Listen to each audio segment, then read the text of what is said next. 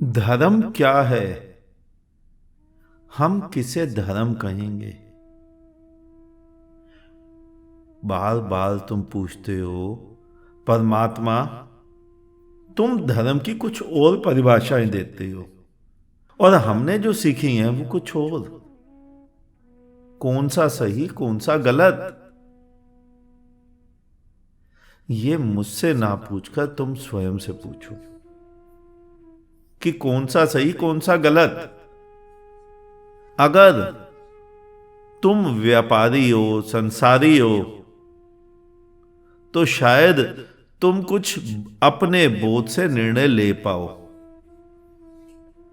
लेकिन अगर तुम धर्म गुरु हो, भिखारी हो, धर्म के नाम पर चंदा बटोरते हो, मंदिर मस्जिद गिरजे गुरुद्वारे से खाते हो, तो तुम्हारे लिए वही सही होगा। हिंदू मुस्लिम सिख ईसाई वही धर्म है। फिर तुम्हें मेरी बातें कहां से समझ आएंगी? मैं तो किसी और ही तल से बोल रहा हूं और तुम किसी और ही तल पर खड़े हो।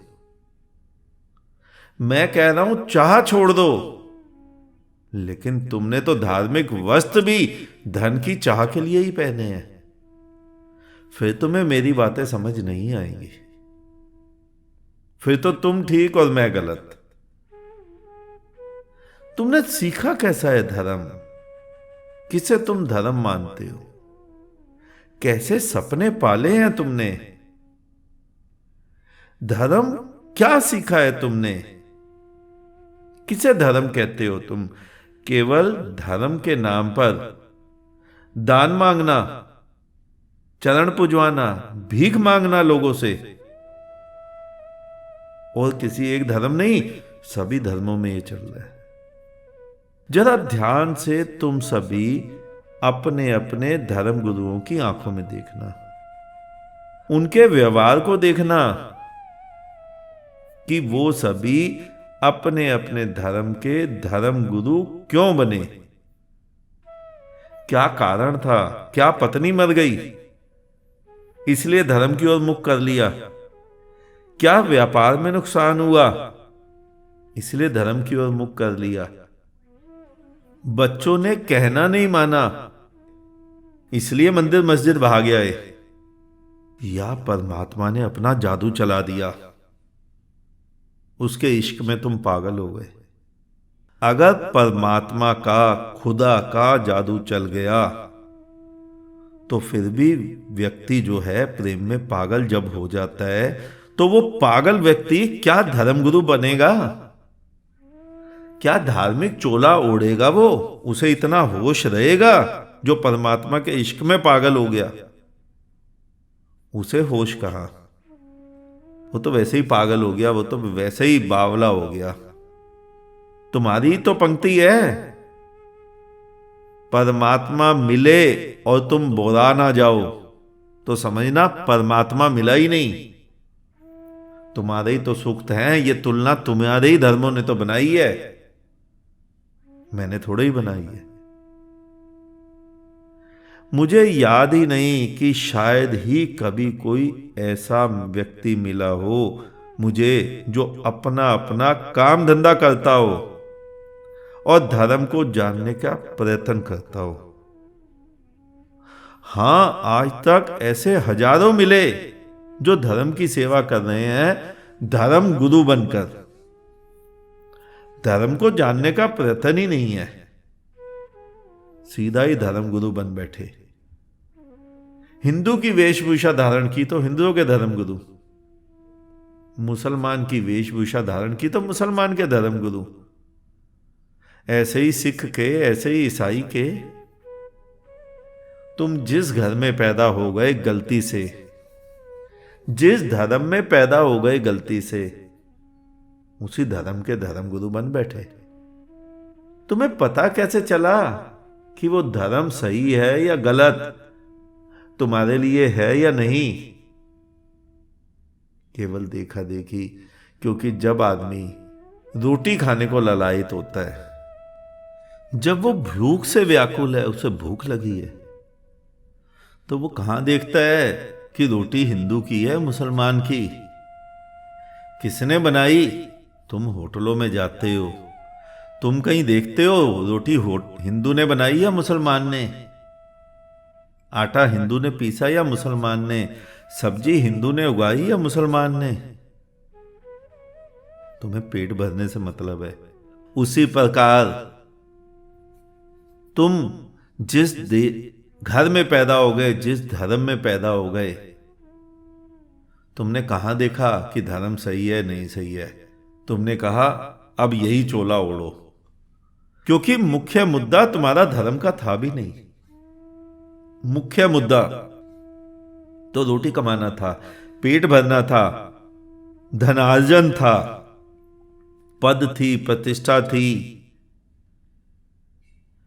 मुख्य मुद्दा खाना खाना था। तुम्हारे धर्मगुरु जो बनकर बैठे हैं, अगर उनसे मैंने कई बार पूछा कि तुम खाना कहां से खाते हो, तो वो कहते हैं हम खाना नहीं, हम भगवान का प्रसाद खाते हैं। कहा तो सही उन्होंने, दबे स्वर में ही कहा, लेकिन तात्पर्य तो यही है कि तुम भीख के पैसों की रोटी खा रहे हो। तुम्हारी स्वयं की कमाई कहां है? धर्म ये है ही नहीं।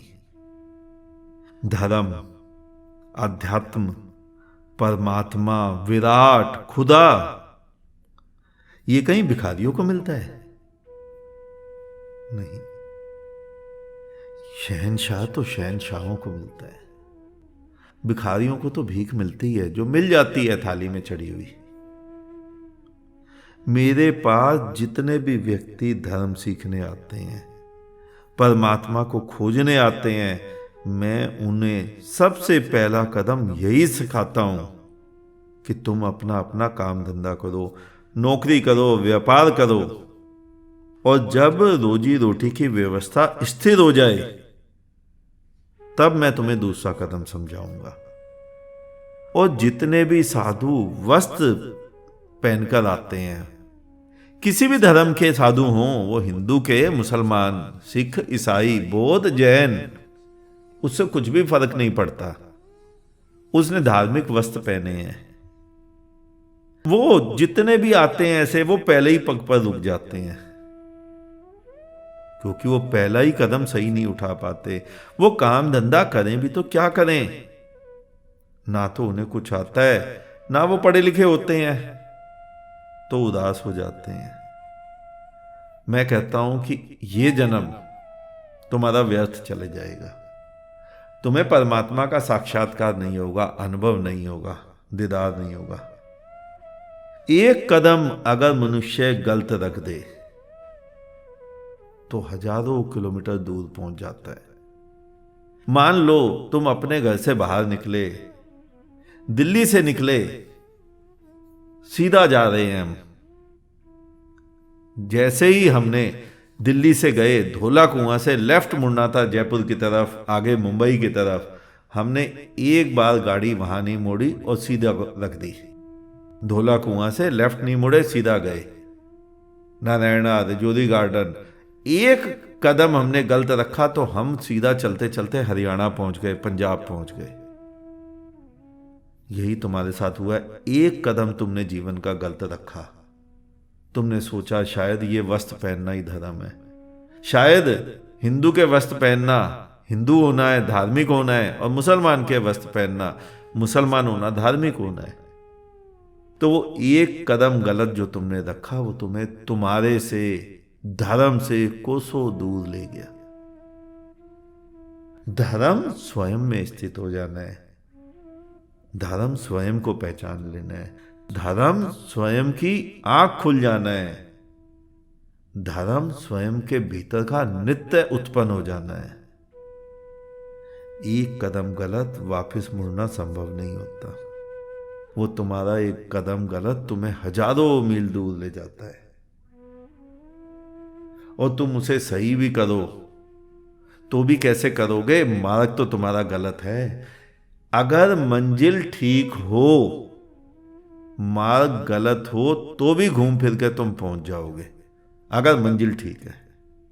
और अगर मंजिल ही गलत चुनो, मार्ग सही भी चुनो, तो भी कहीं नहीं पहुंचोगे। जहां पहुंचोगे वो मंजिल तो तुमने गलत ही चुनी थी। तो तुम सबने गलत ही मंजिल चुनी है। धोखे से ही सही, अनजाने में ही सही, भ्रमवश ही सही,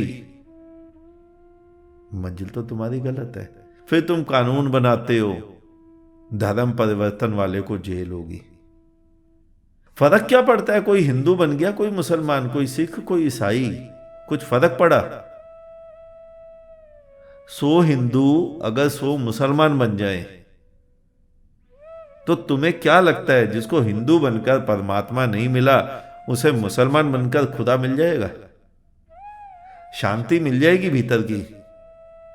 वो नित्य जो बुद्धों के बीच में घटित होता है वो घटित हो जाएगा। और 100 मुसलमान, उनको तुम बहला फुसला के हिंदू बना लो, तिलक लगा दो, कंठी पहना दो, तो तुम्हें क्या लगता है वो जो हिंदू होंगे उन्हें ईश्वर मिल जाएगा? उनसे परमात्मा प्रसन्न हो जाएगा कि भाई ये तो मुसलमान घर में पैदा हुए थे, देखो मेरे धर्म में आ गए, हिंदू बन गए। अगर ऐसी सोच है तुम्हारे परमात्मा की तो ऐसा परमात्मा किसी काम का नहीं जो ये सोचे कि चलो मेरी संख्या बढ़ गई। ये तुम सोचते हो, तुम्हारे धर्मगुरु सोचते हैं, तुम्हारे धार्मिक नेता सोचते हैं, चलो हम अपनी पीठ थपथपा लेते हैं कि हमने 100 दूसरे धर्म वालों को हिंदू बना दिया, ईसाइयों को पुनः हिंदू में ले आए, मुसलमानों को हिंदू बना दिया। परमात्मा ऐसा नहीं सोच सकता। जिस दिन परमात्मा का अनुभव होगा उस दिन तुम्हें भी यही पता चल जाएगा जो मैं आज कह रहा हूं वो सत्य कह रहा हूं। लेकिन जब तक परमात्मा का अनुभव नहीं है, जब तक हिंदू का अनुभव है, मुसलमान का अनुभव है, सिख का, ईसाई का, बौद्ध का, जैन का अनुभव है, तब तक तुम कुछ और ही सोचोगे, कुछ अलग ही तल पर बात कर समझोगे मेरी। मैं एक बार कहीं बैठा था, मैंने कहा कि वेबसाइट देखो। उसने वेबसाइट देखी, उस पर लिखा था तुम मरकर मेरे पास आ जाओ, परमात्मा एक क्षण में दिखा दूंगा। इतना सुनते ही वो पढ़ा लिखा व्यक्ति 50-60 का रहा होगा, खिलखिलाकर हंसा। कहता आपने क्या बात लिखी, कितनी शानदार। हंसा, उसे लगा कि जैसे मैंने जोक मार दिया है। कहता है ना, जब कोई मर जाएगा तुम्हारे पास आएगा नहीं, तुम्हें परमात्मा दिखाना नहीं पड़ेगा। मैं किस तल पर बोल रहा हूं और वो किस तल पर समझ रहा है। तो धर्म इतना ऐसा नहीं है कि तुम्हें किताबों से मिल जाए, ऐसा नहीं है कि तुम्हें हिंदू के वस्त्र पहनकर या मुसलमान के वस्त्र पहनकर मिल जाए। धर्म बहुत ऊंची चीज है।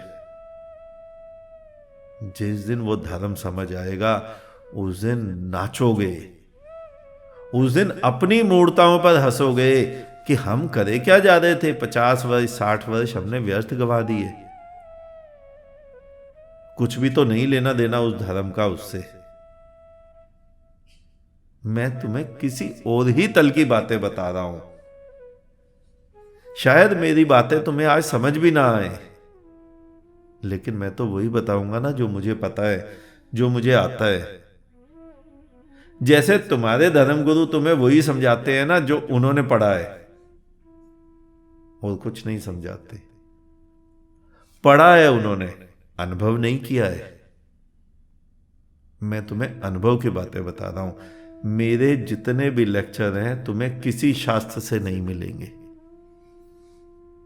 शास्त्र में है भी नहीं ये बातें, क्योंकि शास्त्र जिन्होंने रचे वो भी बिल्कुल तुम्हारी तरह थे, तुम्हारे धर्मगुरु भी बिल्कुल तुम्हारी तरह है। कुछ भी तो भेद नहीं है किसी में।